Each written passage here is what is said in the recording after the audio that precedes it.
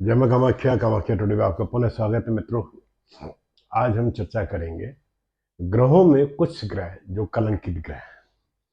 सुन के आश्चर्य लगेगा कि हमारे 9 ग्रह में कुछ ऐसे भी ग्रह हैं जिनको हम कलंकित ग्रहों के नाम से भी जानते हैं। जी हाँ, पौराणिक मान्यता के अनुसार राहु और चंद्र सौरमंडल के दो ऐसे ग्रह हैं जिनको ग्रहों में दोष या कलंक लगा हुआ है। राहु को दोष देवताओं की पंक्ति में छुपकर अमृत पीने के कारण लगा, जिसके कारण भगवान विष्णु ने राहु का सिर सुदर्शन चक्र से काट दिया था। परंतु अमृत पीने के कारण, कुछ बूंद अमृत गले से नीचे उतरने के कारण राहु अमर हो गया। चंद्रमा के बारे में आप जानते ही हैं कि चंद्रमा गुरु पत्नी तारा की सुंदरता पे मोहित हो गया था और काम से वशीभूत होकर भेष बदलकर गुरु के रूप में गुरु की पत्नी तारा के पास चले जाते हैं, जिसके कारण बुध का जन्म हुआ। यहाँ ज्योतिषीय दृष्टिकोण से देखेंगे तो ये विदित होगा कि 9 ग्रहों में प्यार और प्रेम चंद्रमा ने ही दिया है, ये किया है, या वही कारक है जो प्रेम का कारक है। इसी बदनामी के कारण बुध चंद्रमा से दुश्मनी करता है और चंद्रमा बुध से अपने पुत्र की तरह मानता है। बड़ा विचित्र सा संयोग है। बुध है वो चंद्रमा से दुश्मनी करता है, परंतु चंद्रमा बुध को अपने पुत्र के तरह मानता है। इसलिए यह भी कहा जा सकता है कि बुध चंद्रमा की नाजायज संतान है। अगर किसी की कुंडली में बुध और चंद्रमा का संबंध मिलता है तो इसे कलंक योग के नाम से भी हम बोलते हैं। इस पाप के कारण चंद्रमा को गुरु ने श्राप दिया था कि तुझे कोढ़ हो जाए। चंद्रमा को कोढ़ हो गया था। तब चंद्रमा में शिव जी की पूर्ण तपस्या की चंद्रमा ने, और उसके परिणाम स्वरूप शिव ने प्रसन्न होकर चंद्रमा को वरदान दिया कि चंद्रमा ग्रहों में सबसे ज्यादा चमकने वाला ग्रह होगा, परंतु शरीर पर कोढ़ के निशान हमेशा दिखाई देगा। आपको विदित है कि चंद्रमा में दाग जो दिखाई देता है वो उसी श्राप के फलस्वरूप दिखाई देता है। इसलिए चंद्रमा पर हमेशा काले धब्बे दिखाई देते हैं।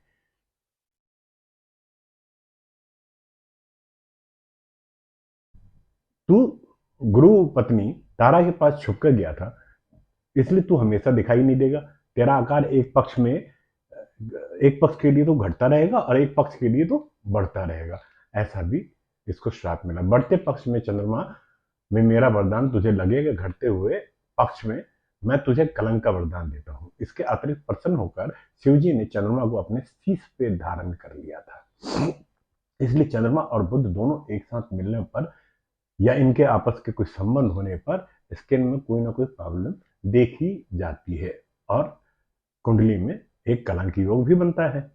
चंद्रमा और राहु के साथ अन्य ग्रहों का या अन्य ग्रहों या योगों से संबंध होने पर नाजायज कलंक या नाजायज दोष भी लगता है और कुंडली स्थापित बनती है। यह देखना आवश्यक है कि दोष पूर्व जन्म का है या इस जन्म में लगेगा।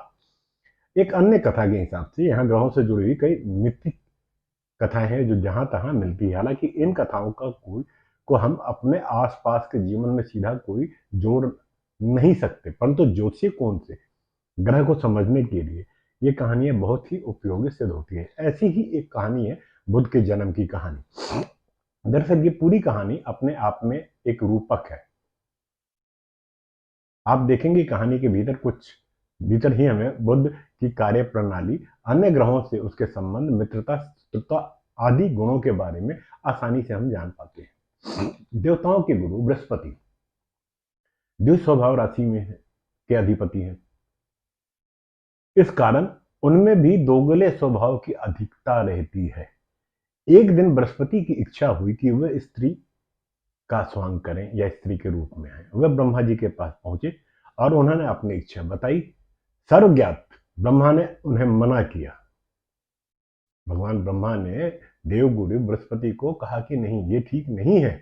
ब्रह्मा ने कहा कि इससे तुम समस्याओं में पड़ सकते हो, लेकिन बृहस्पति की जिद, क्योंकि ब्रह्मा के भी गुरु बृहस्पति है, तो बृहस्पति की जिद पकड़ ली बृहस्पति ने और ब्रह्मा ने उनको स्त्री बना दिया।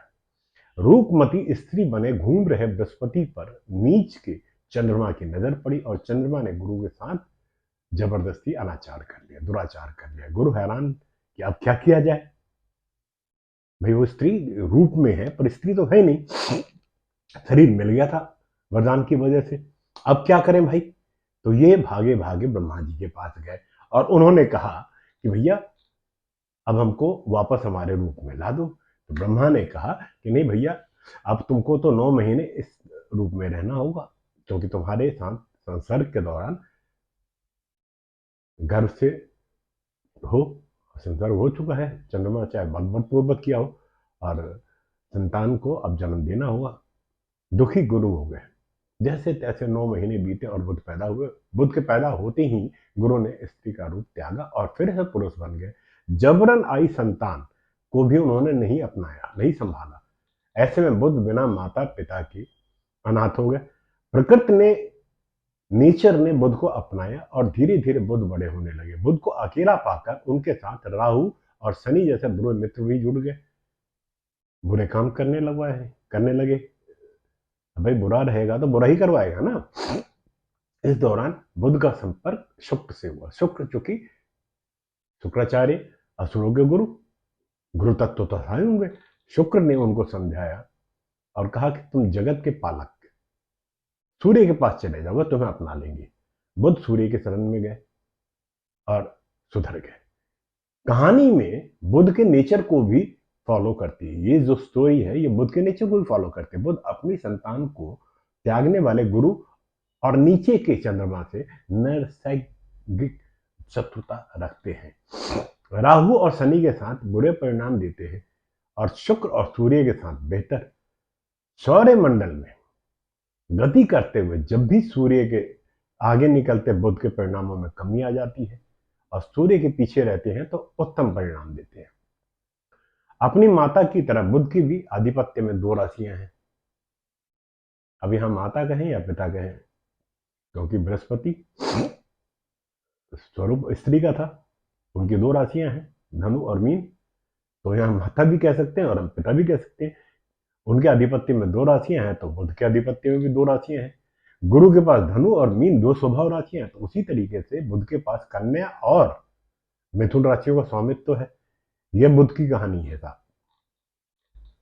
अब इसमें कितना है सच और कितना है मिथक, इस बारे में तो हम नहीं कह सकते, परंतु पौराणिक मतों के हिसाब से ऐसी मान्यता है कि बुद्ध का जो जन्म है वो नाजायज तरीके से हुआ है, जिसकी वजह से ये चंद्रमा से भी दुश्मनी भाव रखते हैं और बृहस्पति से भी, क्योंकि बृहस्पति तथाकथित माता और पिता दोनों की भूमिका में थे और दोनों ही भूमिका में बृहस्पति ने बुद्ध को नकार दिया, नहीं स्वीकार किया।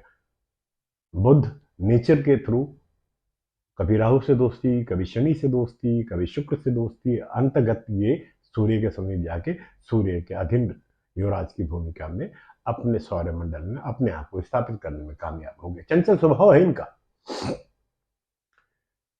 मिथुन और कन्या 2 राशियों का स्वामित्व है और कन्या में ये उच्च के हो जाते हैं।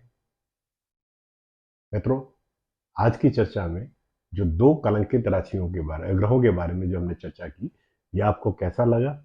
आप अपने कमेंट्स जरूर भेजेंगे, हमारे कमेंट्स के माध्यम से अपने विचार भेजें। और अगर आपने चैनल को सब्सक्राइब नहीं किया है तो मेरा आपसे अनुरोध है कि जाते जाते इस चैनल को सब्सक्राइब करें और अपने मित्रों में शेयर जरूर करें। आने वाले दिनों में ऐसे ही कई रोचक कहानियों से मैं आपको रूबरू कराऊंगा। इसी के साथ आज्ञा लेता हूँ। जय मां कामाख्या। आपका दिन शुभ हो मित्रों।